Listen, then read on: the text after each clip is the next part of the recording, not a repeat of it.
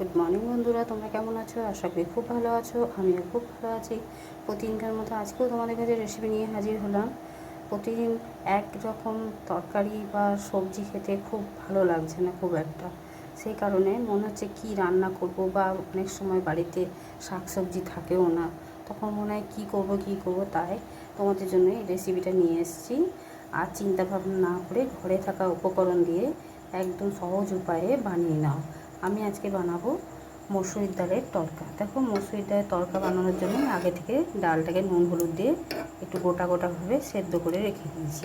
এইরকম সেদ্ধ করতে হবে, একদম মানে খুব ভালো গলে যাওয়ার মতন করবে না, একটু ডাঁটো যেন থাকে।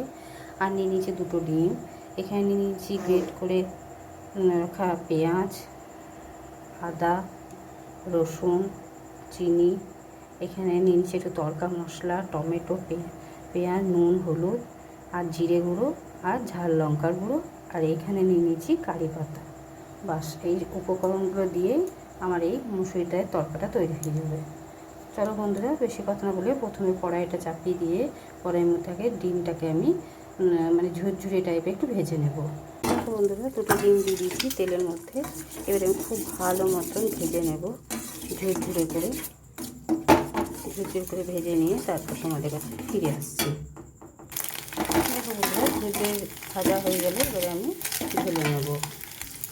দেখো বন্ধুরা, তেলের মধ্যে আমি কারি পাতা ফোড়ন দিয়ে দিলাম, আর রসুন, আদা আর কাঁচা লঙ্কাটা দিয়ে দিলাম। হালকাভাবে নেড়ে চেড়ে নেবো। তারপর দিয়ে দেবো পেঁয়াজ। এরপর দিয়ে দিলাম পেঁয়াজটাকেও ভালো করে ভেজে নেব, লাল করে। তারপর সমস্ত মশলা আর টমেটোটাকেও দিয়ে দেবো। আগে একটু পেঁয়াজটাকে খুব ভালো করে ভেজে নেব। তো বন্ধুরা, পেঁয়াজটা হালকা ভাজা হয়ে গেছে, প্রায় লাল হয়ে। এরপর দিয়ে দিলাম টমেটো দিয়ে কিছুটা নেড়ে চেড়ে নিয়ে সমস্ত মশলাগুলো দিয়ে দেবো।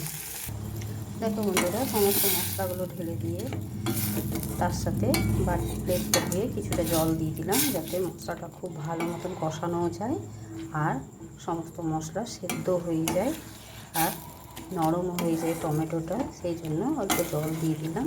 আর পোড়া যেন না লেগে যায়, তাই অল্প জল দিয়ে ঢাকা চাপা দিয়ে খুব ভালো করে কষিয়ে নেব।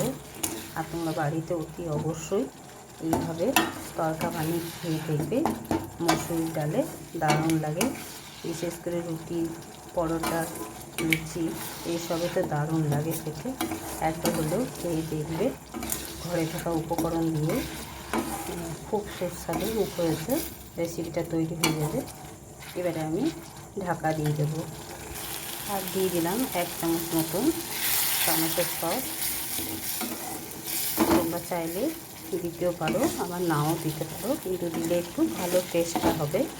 তাই আমি অল্প সামান্য পরিমাণে টমেটো সস দিয়ে দিলাম। এইভাবে আমি আরও কিছুক্ষণ কষিয়ে নেব।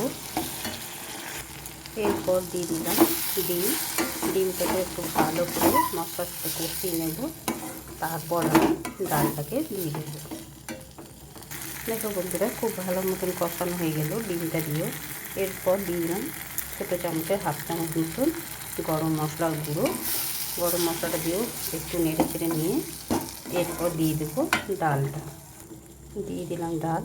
এবার ডালটাকেও সমস্ত উপকরণের সাথে খুব ভালো করে মিশিয়ে নেব। আর দিয়ে দেবো ডালের যে সেদ্ধ করেছিলাম সেই বাটিটা ধুয়ে কিছুটা পরিমাণে জল। ফুটে গেলে আমি মাখা করে নামিয়ে নেব। দেখো বন্ধুরা, আমার তৈরি হয়ে গেছে মসুর ডালের তড়কা। তোমাদের কেমন লাগলো অতি অবশ্যই কমেন্ট করে জানাবে। এবারে আমি গ্যাসটাকে অফ করে দিচ্ছি। আর ভালো যদি লেগে থাকে লাইক, শেয়ার এবং চ্যানেলটিকে সাবস্ক্রাইব করে দেবে। আর পরিবার পরিজনের সাথে শেয়ার করে দেবে। আজকের মতো এতটুকুই। কালকে আবার অন্য কোনো রেসিপি নিয়ে হাজির হব। সুস্থ থেকো, ভালো থেকো। তোমরা আমার বন্ধু হয়ে পাশে থেকো।